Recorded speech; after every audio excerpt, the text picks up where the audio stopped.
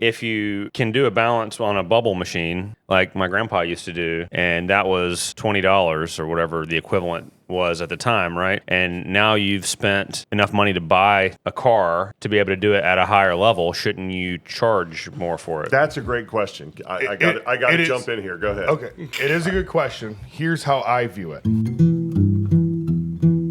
The following program features a bunch of doofuses talking about the automotive aftermarket. The stuff we or our guests may say do not necessarily reflect the beliefs of our peers, our sponsors, or any other associations we may have. There may be some spicy language in this show, so if you get your feelings hurt easily, you should probably just move along. So without further ado, it's time for Confessions of a Shop Owner with your host, Mike Allen.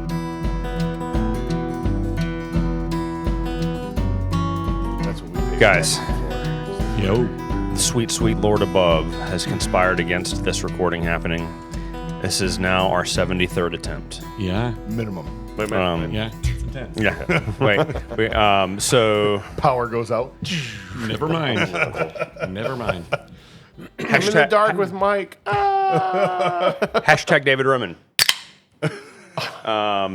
So we recorded a fire episode in Oh my gosh. February. That was so good. Sheesh. And Braxton fucked it up. World record breaking episode. That is not extreme ownership, Mike. That is not extreme ownership. That is not even close You to need to what reread actually the book. happened. Okay. And But there it's was easier to blame Braxton. there was a file corruption that ultimately was my fault. Yeah. You're There not. you are. And then we tried again, and we had some technologically. Yep. Technology. Yep. Yeah, technology issues, and like, you know what? Forget it. That's right. We're gonna record at ASTA Expo. It's gonna be great. When we got here, and I have all my big Pelican cases full of, and I've got 4 tripods. I've got 4 microphones. I've got all the cables for 4 setups. There's no fucking camera. I have 3 cameras, and so that's awesome. And then I'm like, you know what? This is a 3.5 day conference. I'm going to order Amazon overnight, get delivery. Piece of cake. No brand. Got here yesterday. No power cable in the order. I had to reorder one. So I'll have a power cable for the 4th camera delivered by my wife in just a couple of hours. Nice. And that would be great, right? But no lens. I didn't order the kit camera that has the lens. He did an RTFM. Yeah. You looked at a picture. Yeah. And the stock photo had a lens. I was like, good that enough. that That's lens. what I need. The Right? word said lens not included. Yeah, probably. But in that was bold. an oversight. And so Because what he we doesn't have like technical stuff. What we have done now is it's 7:15 in the morning on Saturday at ASCA Expo, the trade show. We were the first people into the trade show. Yeah. We hovered uncomfortably over the security guard, waiting for the door to open. We did. We made it pretty awkward for him because he was sitting down and we were all standing around him really closely. And then it you was called awkward. the building guy by his name on his name tag. Which Yeah. we've discussed. That's how to nicely make people feel uncomfortable, I think.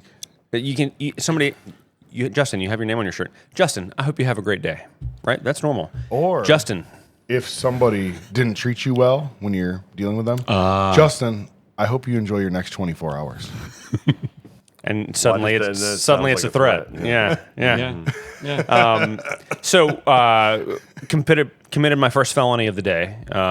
Broke into another podcast studio, stole a camera, all the cabling equipment, microphone, all the cabling equipment.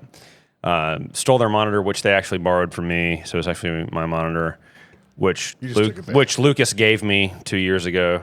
So whatever. It's very incestuous It's like equipment. the town bicycle of monitors. Yeah, Everybody or knows like that one girl in high school. Yeah. And probably the nicest, least felonious member of this group is on the stolen camera. I hope that It feels good. It feels And good. you'll probably Feels good, notice.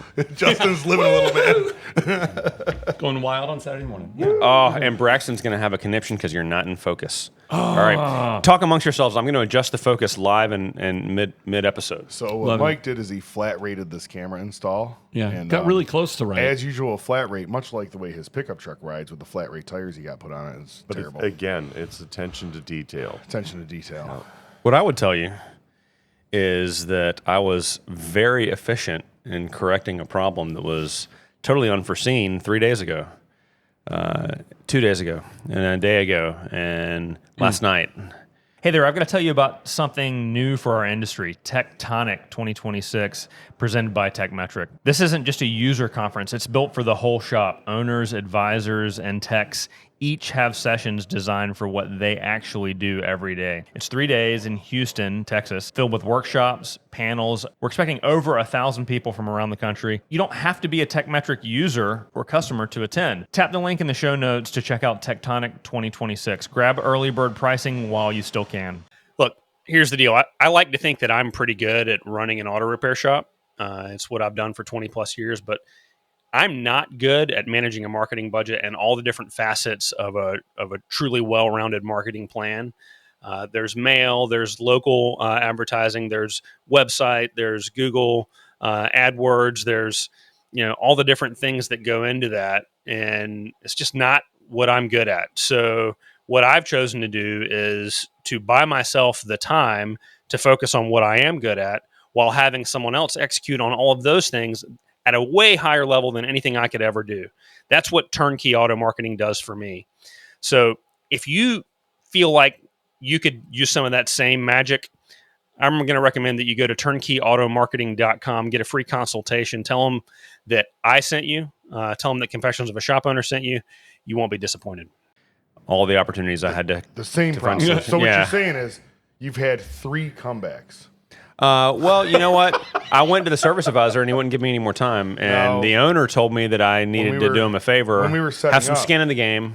When we were setting up, we had the They get me flat back rate next guy time. dealing with the soundboard or whatever they call this thing here, and Channel 4 was broken. Everybody's giving up on Channel 4. I was about to order a new And he Roadcaster. was going to order a whole new one. And the guy who turns the hours the others can't, RTF'd and learned how to master reset it and directed them to do that.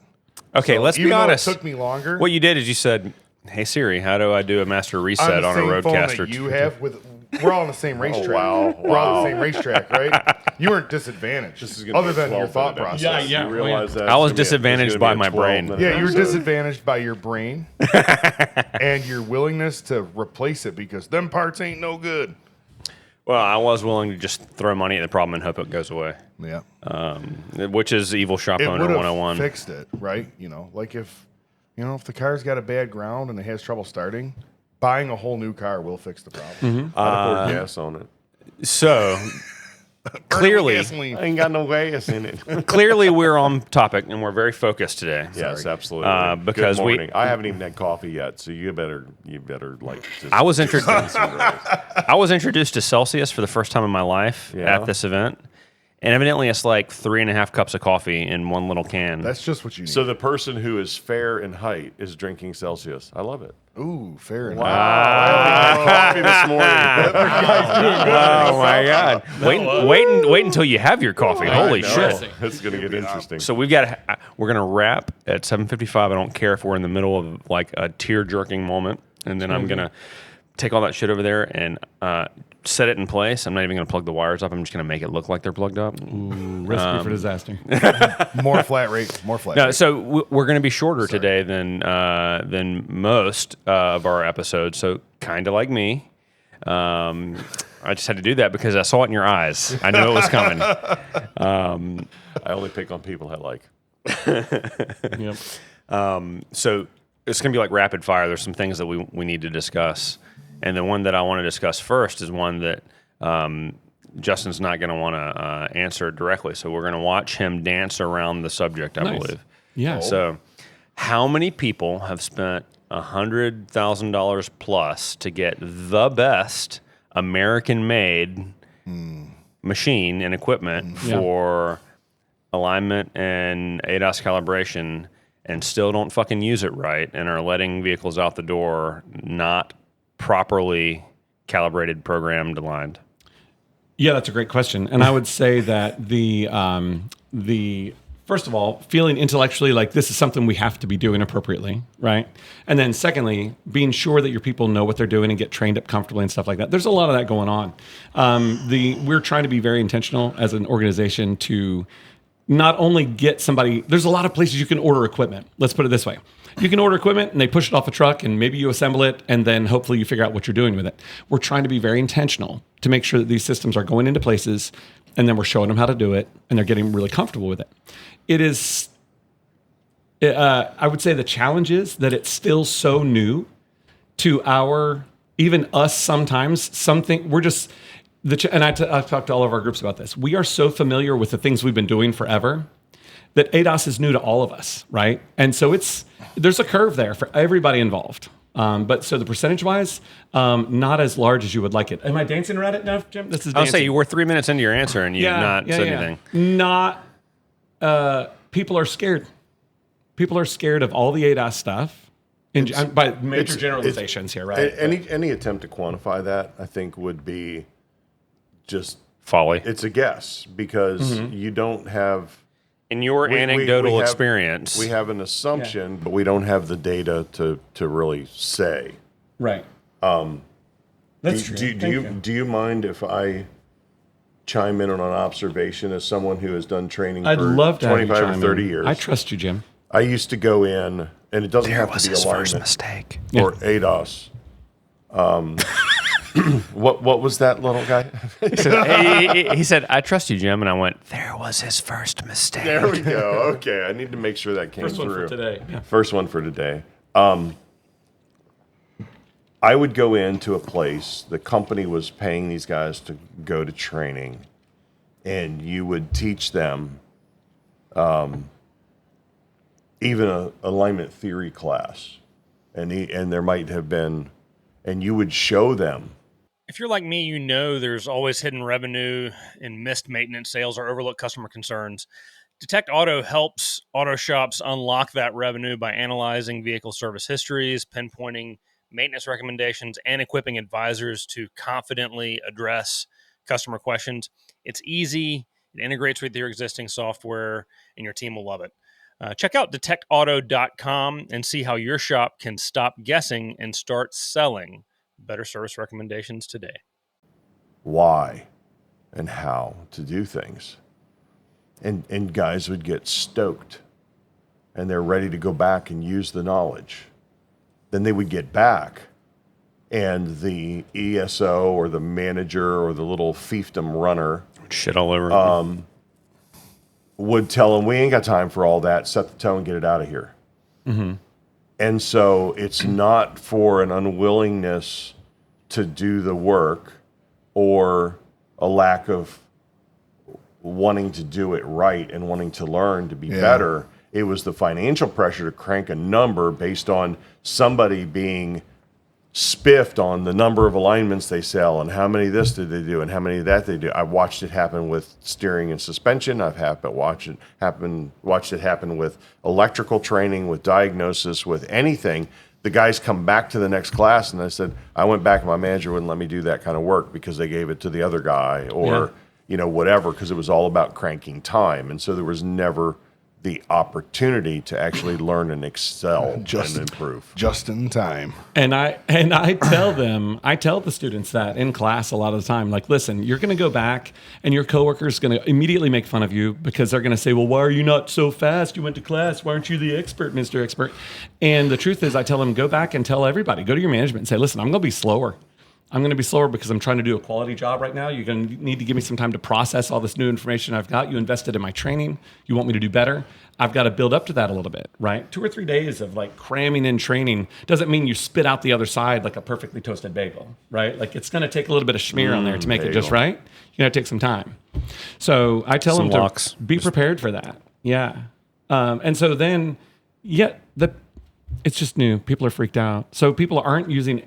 I mean, what are they using properly? Do they buy a new scan tool and within that first month they're amazing? We were just talking about how Brian and I both had this same device, right? Yeah, and we had one the of same us device. One figured of out how us to reset this and fix it. One of us didn't. Yeah, one of us used it for cruising social media, and one of us used it for I was cruising not social on media. social media. It was Reddit. Reddit's There you different. go. Similar question. Next step up, picking him up at the airport in a company truck that I drive all the time and is perfectly fine to me, and I never think that there's an issue. And he's like, holy fuckballs, dude. You need a road force balance on this thing. And I'm like, well, I've got multiple road force balancers. I'm like, you need to use them. How many people are using their road force balancer the way it's supposed to be used? Yeah, very few. Let's say 17%. 17%. Very specific number. Nice. And those are the best ones, right? Those are the really good people. But no, Our guys, we love it. yeah. You told me about how you had to do just putting the cone on there and not using the subplate. We had one guy that I had a hang up with where they had come through. The guy does, and Justin's right, they don't just drop a piece of equipment off, set it up, and say good luck. The guy was at our shop for hours showing people how to properly use it, okay? Which I appreciate because I don't know how to properly use it because I didn't own one. So, very happy. Lots of good information there. But, yeah, a couple days in, I look over, and the guy's got a cone on the outside of a wheel. I'm like, I got a freaking $2,800 pin plate set, and this guy's got a plastic cone? What's going on here? You know what I mean? Yeah. There's challenges. They're staying on it. And what I You would say, cannot balance the wheels on my Tacoma unless you use the pin plates. right? Those are really Many. It is a lug-centric wheel. Yes, and it's got that hexagonal Yes. shape on the inside. It's and it won't hexagonal. God, bless. Get it right, man. work. Whatever. So to another look quick it way, up. a quick way to answer the question though, like how many are they using it properly or whatever? The truth is 17% because most of them are using it to fix a problem later. Yeah. They're using it to resolve a comeback instead of a preemptive strike. Can I ask you a question Getting on it that? fixed on the front side. You can ask me anything you want. Doesn't promise to answer. I understand that. 12%. So doing an entire road force operation of re-indexing the entire wheel assembly and everything Yes, sir. takes more time. Sure. So it's a more expensive. Less time than a comeback, but it does take more time. Yep. Yes. Sorry. But are you road forcing every tire, or Yes. is it a case of, without doing any adjustments or anything, this thing came out? It's a truck tire, and it came out with 3/4 of an ounce and an ounce and a half, and So- that ain't bad. And this one over here that took 4 ounces and 3.5 ounces, we road force that one and get it down. That's what we do.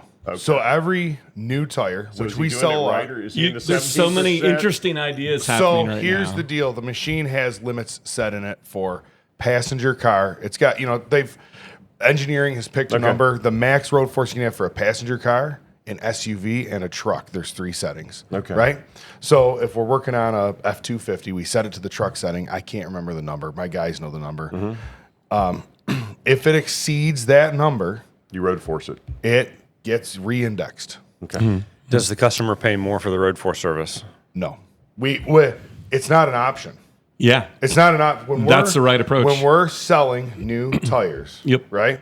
We got a guy with So a did your tire $75,000 install package price go up after you invested $50,000 No, into road because forces? I just don't want them to shake anymore. Right. Why It's So it was not the customer's fault. We gave them tires that don't ride right on their vehicle. Yeah. Why would we give the customer the opportunity to I have already charged them to balance so their vehicle doesn't shake. So if I balance and the vehicle shakes, that's my problem. They were already charged. Yeah. Well, I and get their that, but- perception is the issue. Right. Go ahead. Sorry. Well, so I get and understand everything that you're saying. The question is, if you can do a balance on a bubble machine, right, like my grandpa used to do, and that was $20 or whatever the equivalent was at the time, right? And now you've spent enough money to buy a car to be able to do it at a higher level. Shouldn't you charge more for it? That's a great question. I got it to is- jump in here. Go ahead. Okay. It is a good question. Here's how I view it. I need the proper tooling, skills, and equipment to give the customer the product that I said I would give them. So were you doing the without- customers a disservice before you owned that machine? Yeah, if it shakes, if I sell a customer, if I have a customer with a $70,000 truck and I put $1,800 worth of tires on, the truck shakes now, yes. No, but before you owned the machine last year, you were just willfully doing a disservice because you knew that those machines existed. I didn't know they existed. That is ignorance is bliss. Truthfully, right? Like you knew they existed, but you didn't necessarily know what a major difference it could have made. I don't Jim. know that. Jim, you feel passionately about I this. feel passionately about Yeah. this. I'm ready for I want to hear Jim. your thoughts. So, yesterday afternoon, Brian and I taught a class called Control Alt Delete Reboot Your Problem Solving Process. And it was a very thinking, culture oriented class. Sounds like it went pretty well from the feedback we've been getting. But think about this. The concept of continual improvement and making incremental changes in the business for long-term ethical profit and competitive advantage means that you don't always have to be the highest price in town. So what Brian has done is he has watched operations, and he knows that when those tires come back and a customer's complaint, there is a cost to that. And that costs real money because it real costs marketing time. money. Mm-hmm. Oh, yeah. And so he made an improvement and an investment to build more quality into the process in a limited amount of time instead of the FAFO method of trying to get those tires right. Okay. Move it around, this, that, and the Hope other. for the All right. best. Yeah. And so he can now, first time through, develop a superior product and sell it at a market appropriate price. And over the long haul, that improvement in process will recoup the money he was formerly losing. So you're not Doing it- increasing your profits, you're decreasing your warranty You're expense. decreasing Yeah. your waste. Yeah. And So- how much, Exactly. when somebody has a bad experience with a And set we- of $1,800 tires, if you were to be spending a bunch of marketing dollars, and they're at the bar in front of that, man, I got them tires over at Wilco, and this thing shakes like a dog shit in peach pits, and that freaking tires ain't no good, right? How much money in marketing is that costing you? Yeah. To counteract all that And it's negativity. like you didn't do like Shakes obviously- like a dog shit in peach pits. That was a Yeah. good one. That was And good. we obviously- can't let Brian, that just slide by. You mean the answer to everything isn't raise your rates 2024? Yeah. Well, okay, so evil shop owner, right? Sometimes So you got to raise what your quality. an equipment Yeah. salesman, not hunter specifically, just equipment salesman. They'd say, "Oh, let me talk to you about the ROI, and let me I got this calculator to show you the ROI and I building don't buying that know that the equipment." And those calculators calculators are always a bad idea, right? But so let's say in this model, and I believe that what you just described is the most accurate description of why you invest in better, high quality equipment, right? $25,000 piece of equipment, be that a hunter piece of equipment or whatever. So, and if you're not going to increase your gross profit, you're going to reduce your warranty expense. Let's say that you are an average automotive repair shop. Above average, you're doing 10 points net. So divided by 0.1, you need $250,000 of, is that revenue or gross profit or net Well, you're profit? not looking at I understand. I do not trust your early morning math. So I understand what you're saying, but you're not looking at the big 11D. picture. 11 You're by not, 6 you're not and looking at the 2/3. big 11 picture, team. right? So here's the big picture. The big picture is, let's go with what they say is the defect rate, which is 2%, which I know we've all argued about. It's whatever. We'll say You're it's right. 2% because they say it's 2%. Yeah. So 2% so 2 out of every 100 tires is going to be, which honestly, it's actually more 25%. has to be road force. It's at least 25%. 1/4 of Yeah. them has to be road force. So 25% of your tires needed to be road force and they weren't before, so you had to come back on that. But the comeback was not parts; it was labor and time and opportunity cost. At how much an hour per bay? Because you're working for free now. So what's your Yeah. what's your parts margin and your labor margin per hour?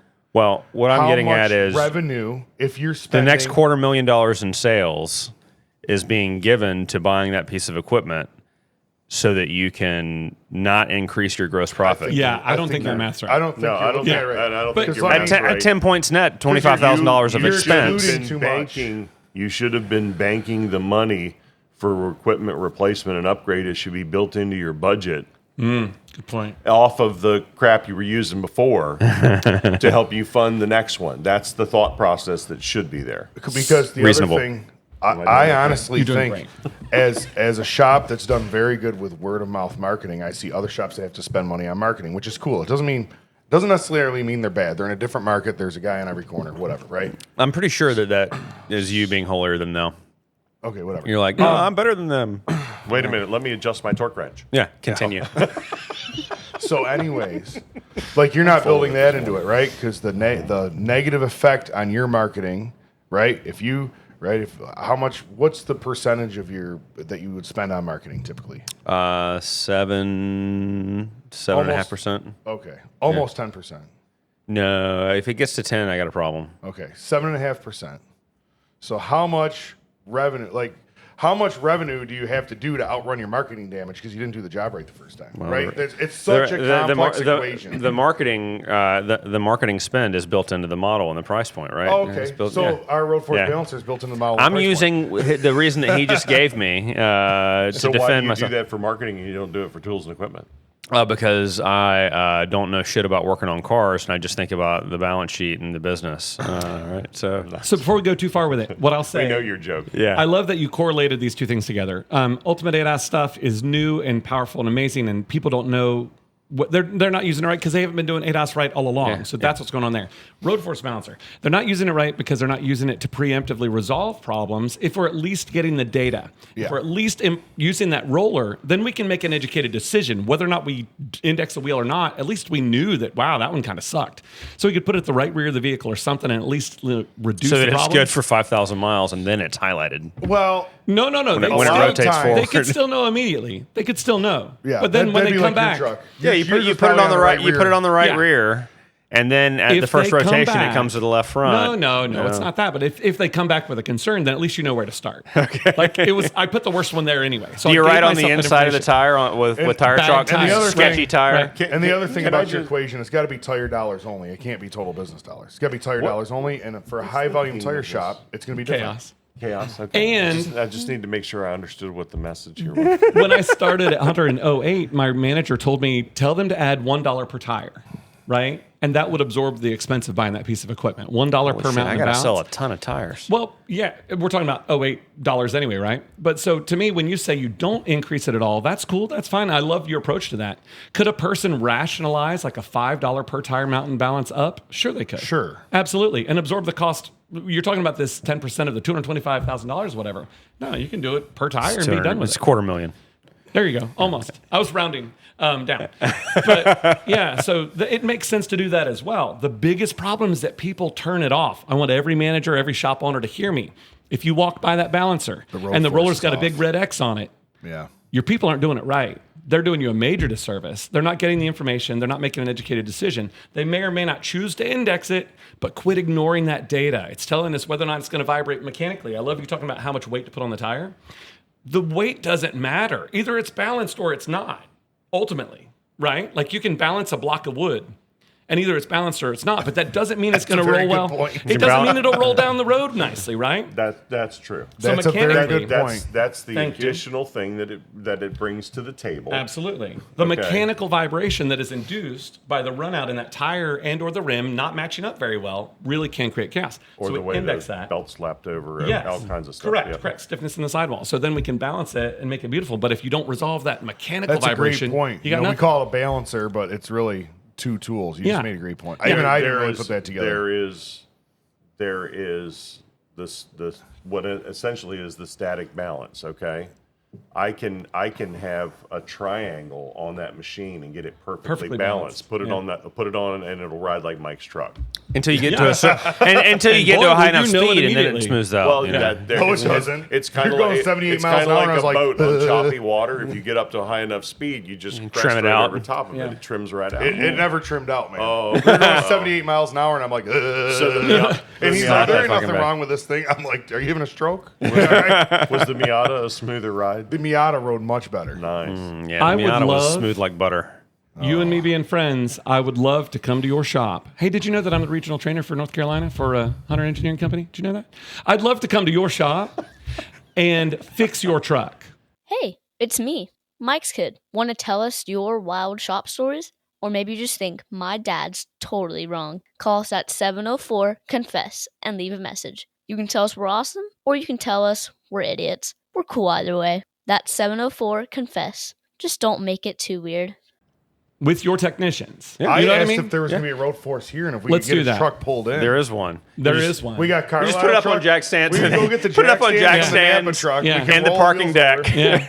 And the beauty is we will either It was fix bad. that. We'll either fix it or at least identify it. Because as a diagnostic tool, like that's the thing. It's no more guessing about I don't know if that's causing it or not, but it sucks. To be like, yep, that's your tire and that's the problem. Or we could find out Mike's been using the wheels for curb feelers, and Or we could have like We part aren't of a gonna be able to corpse fix underneath that the one. vehicle on the drive shaft. That's what it sounds like when I go through the It McDonald's felt drive-through. like, honest to goodness, it felt like we get cars in the winter Chick-fil-A, where not ice McDonald's. freezes up in Oh, the wheels. yeah. That's what it felt like. Yeah. or I've yeah. been mud. Bro, it's not that fucking bad, man. It is. It's terrible. If I gave somebody a truck back like that, I'd be sick. I'd be like, ugh. So if you're in I North would be Carolina, physically unwell. if you're in North Carolina, South Carolina, or Georgia, and your people are not utilizing that road force balancer, I want to talk to you about it. You know, that's what I want people to hear.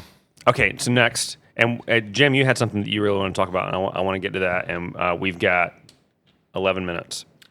So, I was at a 20 group meeting last week in Michigan. It was a room full of shop owners from around the country, some very high performing businesses, and a conversation about ADAS came up, and it was, do you want to invest in the ultimate ADAS setup and all that's involved with that, or do you want to go with the Altel setup and save bucks and go with that, or do you want to consider some of the other options that are on the ground? And I kind of was like, hey, everybody, let's pause real quick. Who here believes in this room that they have invested appropriately and trained appropriately to be able to do ADAS calibrations on 80% of the vehicles in their shop? And 30 people in the room, like 6 raised their hand, right? Like, okay, great. Now, of you 6, how many of you are able to have a positive cash flow event from this with customer pay calibrations, not body shops? All hands went down. Well, there was one guy who was up, and he's in Cincinnati, and he has a mobile ADAS calibration. He has 4 mobile ADAS calibration trucks that mostly do body shops, but he also has a bunch of shops, and he does them for all of his shops, and the customers pay for that. Sure. But it's spread out across a large footprint, right? And then I asked the facilitator of the group, I said, how many across the country, and when you do this all around the country, are having positive cash flow from customer pay calibrations? And he was like, less than a handful, right? Right. So It's because of RTFM. Well, it's because nobody RTFMs, right? It's- And yeah, including the this is a big dealership shift. techs and Yeah. dealership personnel. Yeah. And so we have to educate the customer as to why they need these sensors calibrated and these cameras calibrated when we just installed tires or when we just did, whatever we just did. And they hear it's going to be $700 to do my alignment or whatever that number might be. And they call the dealership, and the service advisor dealership says they are raking you over the coals, brother. Yeah. $129 bringing in, I'll handle it for you. It'll be good to go. Yep. And so as an aftermarket supplier and with the general public that believes the dealership knows best, right? How do we combat that and justify a $100,000 expense when it makes us look like an asshole to our customers? Why did I get that question? You're ready for it. First of all, just to be sure everybody's very, very clear, it is also the top of the line, state of the art alignment machine. Yeah. It is the Right? number So one you gotta premier always keep piece of that in equipment. mind. So if I'm going to buy an amazing alignment machine and I'm going to buy an amazing ADAS system to do all the stuff, it's going to be a big investment. There's no question about that, right? That's fine. So it's already got that. So I get nervous about like a $100,000 ADAS system. No. It's a whole lot more than that, right? Okay. But yeah, the education And other curve- systems have, and I'm not, You're fine. You're fine. other systems have similar capabilities. You can buy a different product that can do alignments and ADAS. I've heard great things about John Beam. You can't make the mouth movements and not have the sound, Mike. I've also so heard there's a Huff and Paintman. Dude. Oof. I saw a brand new one for sale on right. Facebook Marketplace for like 20 grand. We're now down to Okay, continue. Sorry. Okay. Sorry. Buy once, cry once, get Hunter. I have PTSD. So from those you words. asked, how would you address that with a With the consumer. client, with the consumer? If the shop is truly trained and understands ADAS, and they have all the position statements and the service information and everything. And the common sense, right, Jim? I'm just talking about dealing with the client. Okay. If they tell me, if I find out that the dealer says, "Oh, they're raking you over the coals, bring it in," then I would say, "Thank you very much. Here's what I would like you to do. I would like you to hand all this paperwork to that service advisor at the dealer and ask them if they're doing all of this for $129. Yeah. And will they document that it was done? And if they're doing that, then you're just getting your butt kicked by somebody who's subsidizing the work. But I'm going to guarantee you it's not. And this problem is not new. It's been around for a long time. I grew up in the state of Virginia, and we had yearly inspections. The inspections weren't the Helen Keller inspections we have down here in North Carolina. That was out loud, Ableist. wasn't it? You Okay. ableist. And so we were shaking down front ends, and everybody remembers the GM idler arms from back in the day. Yeah. Right? And they would develop vertical play, and if it got bad enough, that it would affect the toe of the vehicle and it would wander. So when GM was still using that type of suspension, they had a fix for it. They doubled the specification from 60,000s to 120,000s or whatever it was. Yeah. I'm going off of memory. Yep, sure. Okay.